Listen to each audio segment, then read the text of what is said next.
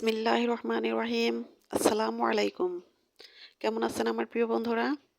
আশা করি যে যেখানে যে অবস্থায় থাকুন না কেন অনেক অনেক ভালো আছেন, সুস্থ আছেন, নিরাপদে আছেন। আমিও আল্লাহর অশেষ রহমতে আপনাদের সকলের দোয়ায় আলহামদুলিল্লাহ ভালো আছি। কাছে কিংবা দূরে, দেশ ও দেশের বাহির থেকে যে যেখান থেকে আমার এই ভিডিওটা এই মুহূর্তে দেখতেছেন, আমার এই ভিডিওটার সাথে যুক্ত আছেন, তাদের সবার প্রতি রইল আমার মন থেকে অনেক অনেক দোয়া এবং আন্তরিক ভালোবাসা। তো বন্ধুরা, ভিডিওর শুরুতে একটা রিকোয়েস্ট, প্লিজ বন্ধুরা, এখন যারা এই মুহূর্তে আমার ভিডিওটির সাথেই আছেন, একটা লাইক দিয়ে দেন।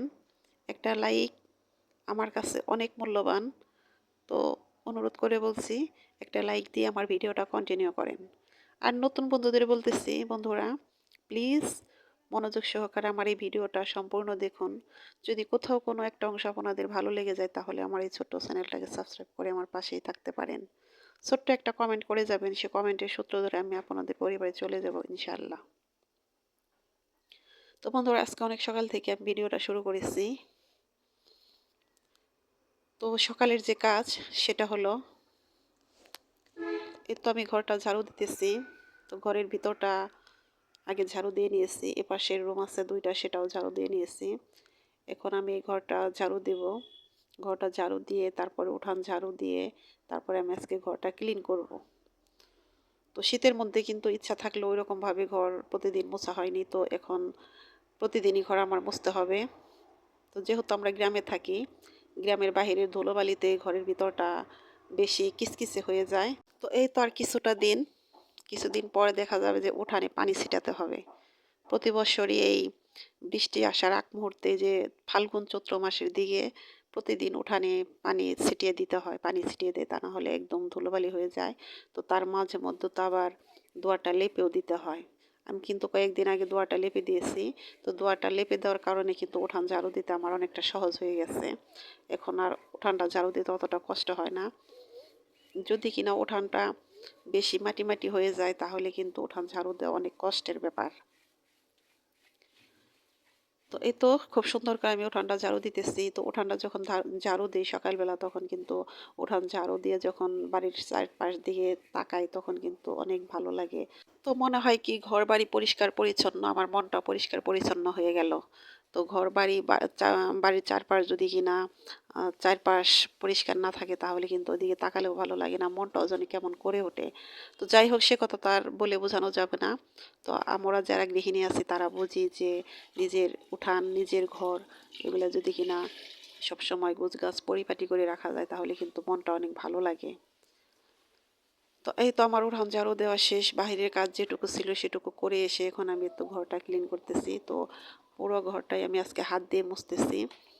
তো আমাদের ঘরে কিন্তু এই হাপোয়াল আছে। তো হাপোয়াল থাকলে কিন্তু ওই লাঠি দিয়ে মুছলে সব সময় ওই ওয়ালটা মোছা যায় না।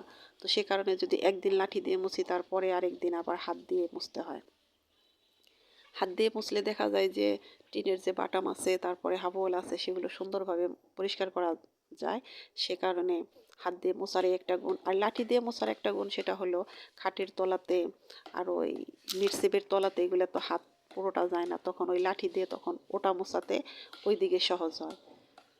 তো আমার ঘর ক্লিন করা শেষ। এই তো দেখুন, আমি আবার অন্য একটা কাজ করতেছি। সেটা হলো, এই তো আমার ছোট্ট একটা শখ পূরণ করব, সেটা হলো ছোট্ট একটা মাটির চুলা বানাবো। তো সেদিন তো চকের ধারে গিয়েছিলাম মাটি আনতে, সেটা আমি আপনাদের সাথে শেয়ার করেছি। তো আজকে সেই মাটিটা আবার এই তো ভালো করে ভিজিয়ে তারপরে এই চুলাটা আমি বানাবো। তো এই চুলা আমি কখনো বানাই নাই। তো ঘরে যে গাড়া চুলা যেটা বলে, সে চুলাটা আমি বানাতে পারি। আমার ঘরের যে চুলা, সেটা কিন্তু আমি বানিয়েছি। তো এ চুলা আমি রান্না করেছি, কিন্তু আমি কাউকে উঠাতেও দেখিনি, আমি নিজেও কখনো উঠাইনি। তো ভাবলাম যে কিভাবে উঠাবো এই চুলাটা। তো আমার তো অনেক শখ, আমি এই চুলাটা তৈরি করব। তো মোবাইলে সার্চ দিলাম, তো মোবাইলে যে আপুরা এত সুন্দর করে চুলা বানায়, ওটা দেখেই তো আমি অবাক যে কি করে সম্ভব, আমি তো এভাবে পারবো না। পরে তো আমার এক নানি শাশুড়ি, আমার চাচি শাশুড়ির মা এসেছে বাড়িতে কয়েকটা দিন ধরে। তো ওই নানি এসে আমাকে দেখাই দিতেছে যে এভাবে এভাবে লাগাও। তো আমি সেভাবে লাগাইতেছি। আমি বলতেছি যে চুলাটা যদি জোড়া দিয়ে দেয়, তাহলে আমি উপরের টুকু ঠিকঠাক করতে পারবো, যেহেতু আমি তো চুলা উঠাতে পারি। তো আমার খুব ইচ্ছা যে আমি রমজানের আগে এই চুলাটা তৈরি করব। তো রমজান মাসে আমি ইফতারি বানাবো আর আপনাদের সাথে বসে গল্প করব আর রান্না করব। সে কারণে আমি অনেক তাড়াতাড়ি করে এই চুলাটা ওঠানোর জন্য ব্যস্ত হয়ে পড়েছি। তো জানি না চুলাটা ঠিকঠাক মতো ওঠাতে পারবো কিনা। যদি মনের মতো না হয় তাহলে তো ভালো লাগবে না। তো আমার প্রিয় কিছু আপুদের আমি ভিডিও দেখেছি এই চুলা ওঠানো নিয়ে। মাশাআল্লাহ এত সুন্দর করে চুলা ওঠায় দেখে তো অবাক। কিভাবে যে উঠায় আমার মাথায় ধরে না। তো আমি কয়েকদিন ধরে দেখতেছি কিন্তু আমি পারতেছি না। তো যেমনই হোক না কেন আমি সেরকমভাবে চুলাটা ওঠানোর চেষ্টা করব। তো এই তো আজকের মতো এ পর্যন্তই চুলা ওঠানোর কাজ। এর উপরে আর মাটি দেওয়া যাবে না। তাহলে মাটিটা নিচের দিকে নেমে যাইতেছে। তো আমি ওভাবেই রেখে দিলাম। তো বন্ধুরা সকাল থেকে কাজ করতে করতে এ পর্যন্ত চলে এসেছি। এদিকে আমার দুপুরে রান্নার সময় হয়ে গেছে। সকালে কিন্তু ঠান্ডা ভাত ছিল সেগুলো খেয়েছি। তো এখন রান্না করব হলো এই যে বেঁতে শাক দিয়ে লাউ শাক দিয়ে মিশিয়ে এটা রান্না করব। আর লাউ দিয়ে মাছের ডাল দিয়ে রান্না করব। তো আমার ছেলে বলতেছে যে আম্মু কোনো মাছ খাবো না আজকে ডাল রান্না করো। তো ভাবলাম যে গাছে যেহেতু একটা লাউ আছে সেই লাউ দিয়ে মাসকলাইর ডাল দিয়ে রান্না করি। তো মাসকলাইর ডাল দিয়ে লাউ রান্না কিন্তু বেশ মজা শীতকালে। তো মাসকলাইর ডাল এমনিতেও মজা শীতকালে আবার লাউ দিয়ে রান্না করলেও মজা। অনেকে ফুলকপি দিয়ে রান্না করে খায়। তো আমি ফুলকপি দিয়ে রান্না করে খাই নাই। আমি লাউ দিয়ে রান্না করে খাবো। তো আমার গাছের লাউ জানি না কেন এমন ছোট হয়ে গেছে। একদম ছোট ছোট। এটা লাউ না কুমড়ো বোঝাই যায় না। কেউ হয়তো দেখলে মনে করবেন এটা কুমড়ো কিন্তু এটা কিন্তু কুমড়ো না এটা হলো লাউ। তো লাউটা বেশ কচি ছিল মনে হয় যে লাউটা আর অনেক বড় হতো। কিন্তু আমি কচি কেটে নিয়ে এসেছি কারণ কচি লাউ খেতে কিন্তু মজা বেশি। আর যেহেতু আমার গাছের সে কারণে আমার ইচ্ছা মতো আমি কেটে নিয়ে আসলাম। আরও 2 দিন পরে কাটলেও সমস্যা হতো না।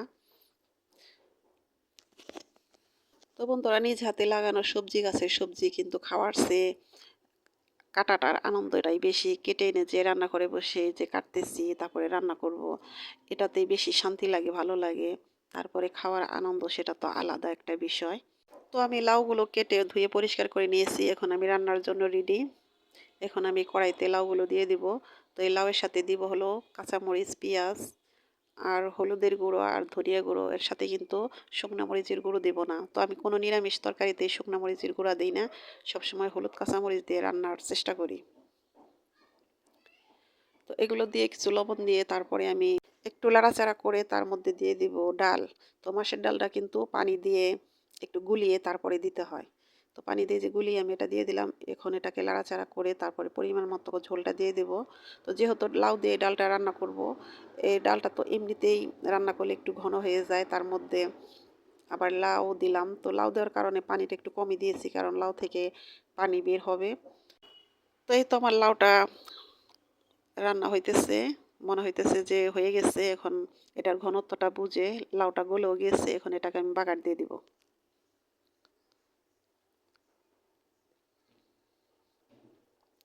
তো কিছু গোটা শুকনো মরিচ ভাজতেছি এটা কিন্তু আমি উঠিয়ে রাখবো যেহেতু শাক রান্না করবো তার জন্য এই মরিচটা আমি উঠিয়ে রাখলাম। আর 2টা শুকনো মরিচ আমি তেলের মধ্যে দিয়ে দিলাম। এখন এর মধ্যে দিয়ে দিব অল্প কিছু রসুন আর হলো পেঁয়াজ। তো এই ডালের মধ্যে রসুন না দিলেও চলে শুধু পেঁয়াজ দিলেও চলে। তারপর আমি একটু পেঁয়াজ রসুন দিয়ে দিয়েছি। তো এবার এটাকে বাগার দিয়ে তারপর নামিয়ে ফেলবো। এই তো দেখুন ডালটা কত সুন্দর হয়েছে। তো খেয়েছি মাশাআল্লাহ খেতে অনেক মজা হয়েছে। আর লাউ তো গলে একদম মমের মতো হয়ে গেছিল। তো আমার ডাল রান্না শেষ এখন আমি শাকটা দিয়ে দিব। তো এই শাকটাও রান্না করেছিলাম এত সুন্দর হয়েছিল এই শাকের কালার একদম সবুজ মনে হয় যে রান্না করেছি তারপরে রান্না করা হয় নাই এত সুন্দর সবুজ কালার ছিল। তো বন্ধুরা কিছু কিছু রান্নার কিছু নিয়ম আছে যেমন এই শাকটা যদি পরিমাণের চেয়ে বেশি সিদ্ধ হয়ে যায় তাহলে কিন্তু এটার কালার নষ্ট হয়ে যাবে। যেমন লাউ তরকারি এটাও যদি কিনা পরিমাণের চেয়ে বেশি জাল দেওয়া হয় সিদ্ধ করা হয় তাহলে কিন্তু এটার কালারটা নষ্ট হয়ে যাবে। তো স্বাদটাও নষ্ট হয়ে যাবে। তো জানি না কোন কোন বন্ধুরা এখন আমার সাথেই আছেন আমার ভিডিওটা দেখতেছেন। তো আবার মনে করিয়ে দিলাম বন্ধুরা যদি লাইক দিতে ভুলে যান আবার একটা লাইক দিয়ে দেন। আর আমার কথা ও কাজে হয়তো অনেক ভুল আছে। প্লিজ বন্ধুরা আমার ভুলগুলো ক্ষমা সুন্দর দৃষ্টিতে দেখবেন। আমার ও আমার পরিবারের জন্য আপনারা সবাই দোয়া করবেন। আপনাদের থেকে আমার মন থেকে অনেক অনেক দোয়া করি। আপনারা সবাই ভালো থাকেন, সুস্থ থাকেন। আল্লাহ হাফেজ। আসসালামু আলাইকুম।